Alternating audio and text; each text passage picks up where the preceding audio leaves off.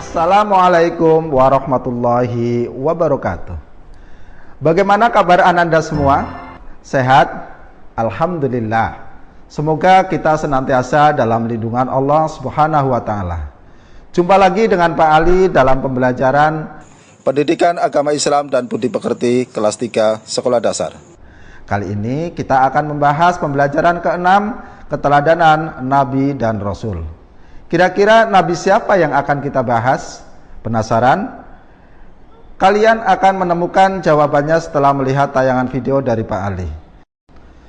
Tapi sebelum itu, mari kita awali pembelajaran ini dengan basmalah dan doa. Bismillahirrahmanirrahim. Rabbi zidni ilma warzuqni fahma. Amin. Nah, Ananda semua, untuk menjawab rasa penasaran Ananda, mari kita saksikan tayangan video berikut ini. Haha, begitulah ceritanya. Ceritanya sangat lucu ya. Benar begitu kan Benyamin? Iya, ceritanya lucu sekali. Aku sampai sakit tahu. Ayah itu pilih kasih. Kita kan 12 bersaudara. Masa hanya punya Min dan Yusuf saja yang disayang? Benar, ini tidak adil. Ayah sangat sayang pada Yusuf, sampai-sampai tidak mempedulikan kita. Tapi aku heran, kenapa ayah begitu sayang pada mereka berdua, terutama pada Yusuf. Ya, kita diperlakukan seperti anak tiri. Padahal seharusnya kan kita yang lebih disayang sama ayah, karena kita selama ini selalu menjaga dan membantu kebutuhan ayah. Benar kan? Aku yakin sekali, karena Yusuf sangat tampan. Masalah ini harus segera diselesaikan sebelum ayah berkasih. Kita harus memikirkan Yusuf bagaimanapun caranya.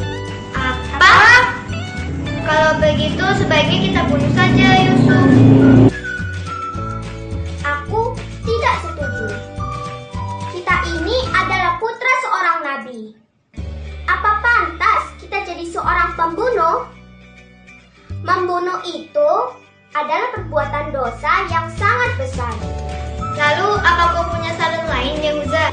Aku rasa sebaiknya Yusuf kita buang saja.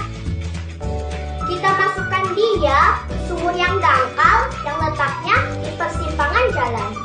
Nah, itu ya bisa. Bukankah tujuan kita hanya untuk menyingkirkan Yusuf dari ayah? Untuk itu kita tidak perlu membunuhnya kan? Sehingga tidak ada lagi yang menghalangi antara kita dan ayah. Beres kan? Aku setuju sekali dan kita tidak perlu menjadi pembunuh. Jelas bintang, bulan. Hah? Apa maksud semua ini? Mereka semua turun seolah bersujud kepadaku. Ayah, semalam aku bermimpi aneh sekali. Mimpi apakah itu anakku Yusuf? 11 bintang dan bulan dan matahari bersujud kepadaku. Apa artinya itu, ayah? Yusuf anakku, itu bukan sembarang mimpi. Mimpimu adalah pertanda bahwa kau akan diangkat menjadi seorang nabi. Tapi ingatlah pesan ayah, jangan sampai seorang pun dari saudara-saudaramu yang tahu tentang mimpinya. Memangnya kenapa, ayah?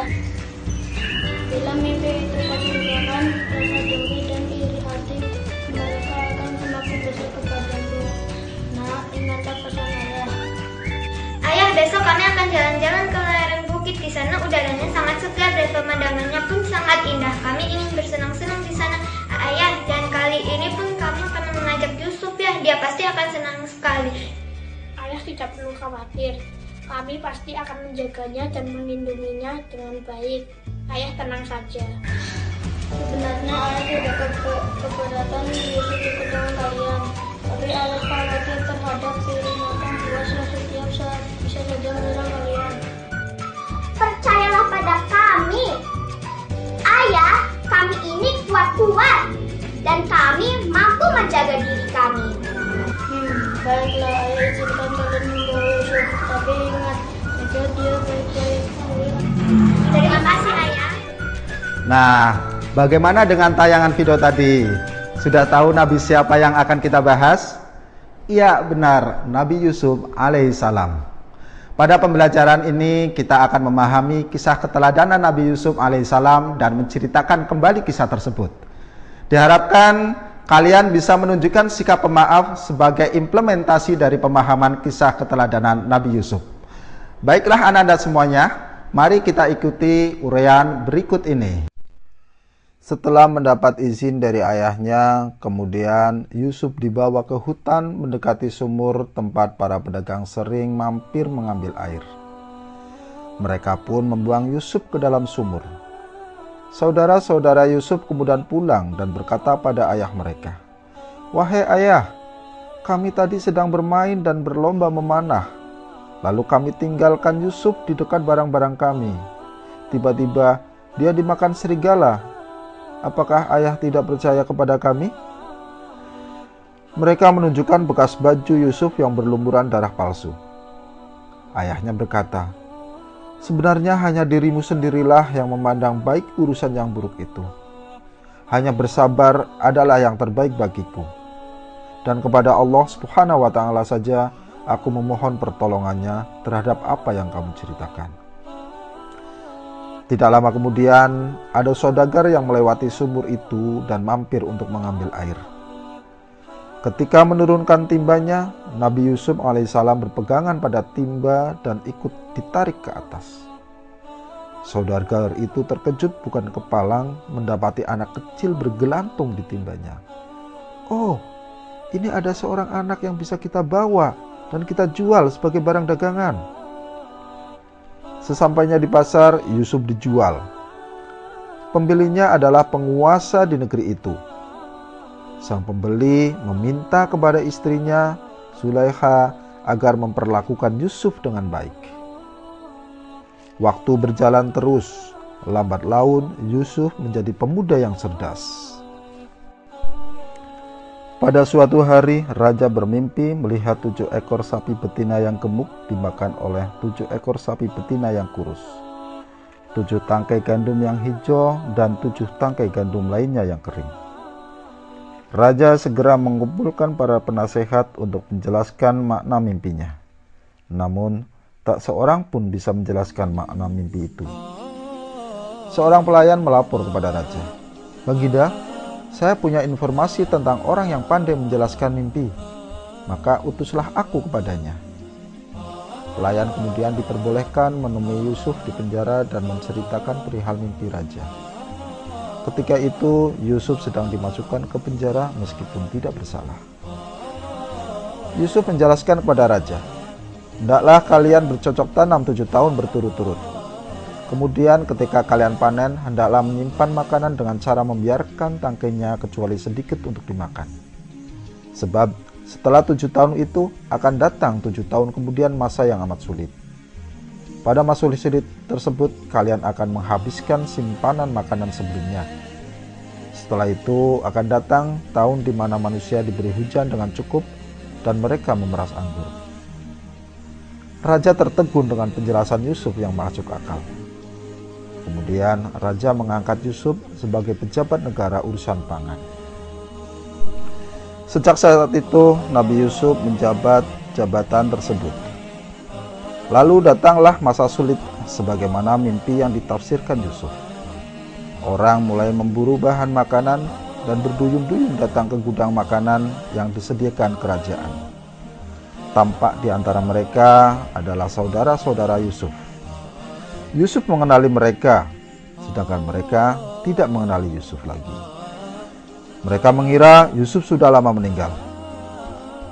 Saat itu, Yusuf mendekati mereka dan bertanya tentang asal-usul daerah dan keluarga mereka.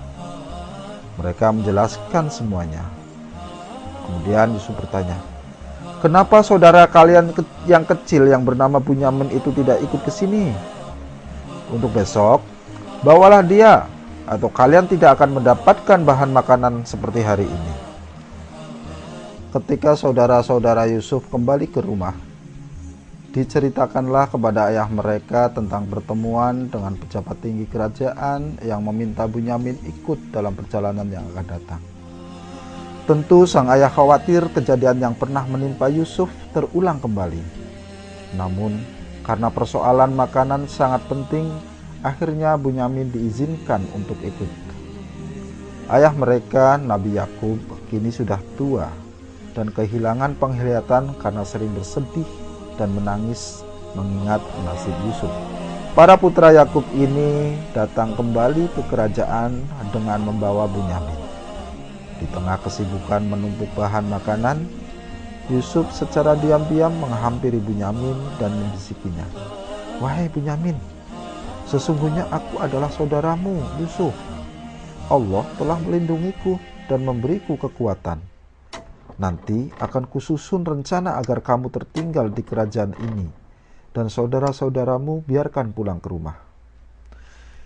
Yusuf kemudian secara sembunyi-sembunyi memasukkan gelas emas milik kerajaan ke dalam karung milik Bunyamin. Ketika mereka akan meninggalkan istana raja, tiba-tiba pengawal istana mengumumkan telah terjadi pencurian piala dan mencegat semua kafilah. Saudara-saudara Yusuf bersumpah bahwa mereka tidak datang untuk mencuri. Namun sayang, ternyata para pengawal kerajaan menemukan piala itu di dalam karung Bunyamin. Bunyamin pun ditahan dan saudaranya yang lain dipersilahkan pulang. Saudara-saudara Yusuf kemudian kembali kepada ayah mereka di Palestina tanpa Bunyamin. Mereka mengabarkan apa yang terjadi. Ayahnya bertambah sedih. Sewaktu mengambil makanan berikutnya, Yusuf alaihissalam mempertemukan Bunyamin dengan saudara-saudaranya. Yusuf berkata, "Sadarkah kalian tentang perbuatan apa yang telah kalian lakukan kepada saudara kalian sendiri, Yusuf dan Bunyamin?" Mereka sangat terkejut karena di hadapan mereka ternyata adalah Yusuf, yaitu adik mereka yang pernah mereka buang ke dalam sumur. "Apakah engkau Yusuf?" Nabi Yusuf alaihissalam menjawab, "Benar, aku Yusuf." Mereka mengakui kesalahan dan memohon maaf atas perbuatan mereka yang membuang Nabi Yusuf. Nabi Yusuf alaihissalam berkata, "Kalian tidak akan dihukum dan dipersalahkan. Aku mohon kepada Allah Subhanahu wa Ta'ala ampunan dan rahmat bagi kalian, dan Allah Maha Penyayang." Setelah menanyakan keadaan ayahnya, Yusuf alaihissalam kemudian mengirim jubahnya supaya diusapkan ke wajah ayahnya, sembari meminta agar ayahnya segera diajak menuju istana. Sebelum sampai ke rumah, ayah mereka berkata bahwa sesungguhnya aku telah mencium keberadaan Yusuf yang masih hidup. Ketika mereka tiba, jubah Yusuf diucapkan ke wajahnya dan muncullah kegembiraan di hati ayahnya. Penglihatan ayahnya pun dengan izin Allah telah pulih kembali. Saudara-saudara Yusuf dan ayahnya segera berangkat menuju Mesir. Nabi Yusuf alaihissalam menyambut kedatangan keluarganya. Nabi Yusuf langsung duduk di samping ayahnya. Kemudian Nabi Yusuf alaihissalam mengatakan, "Inilah mimpiku sewaktu masih kecil dulu, melihat 11 bintang, matahari, dan bulan bersujud kepadaku. Allah Subhanahu wa Ta'ala mewujudkannya dengan banyak kebaikan kepadaku dan membebaskanku dari penjara serta mempertemukan kita kembali." Ananda sekalian, demikian tadi kisah keteladanan Nabi Yusuf alaihissalam. Adapun hikmah yang bisa kita ambil adalah sikap pemaaf yang ditunjukkan Nabi Yusuf alaihissalam kepada saudara-saudaranya. Meskipun saudara-saudaranya telah berbuat zalim terhadap Nabi Yusuf alaihissalam tetap memaafkannya. Semoga kita bisa menirunya ya ananda sekalian. Amin ya robbal alamin. Demikian tadi pembelajaran kita kali ini. Pak Ali ucapkan terima kasih atas perhatian ananda semuanya. Mari kita tutup dengan bacaan hamdalah bersama. Alhamdulillahirabbil alamin. Wassalamualaikum warahmatullahi wabarakatuh.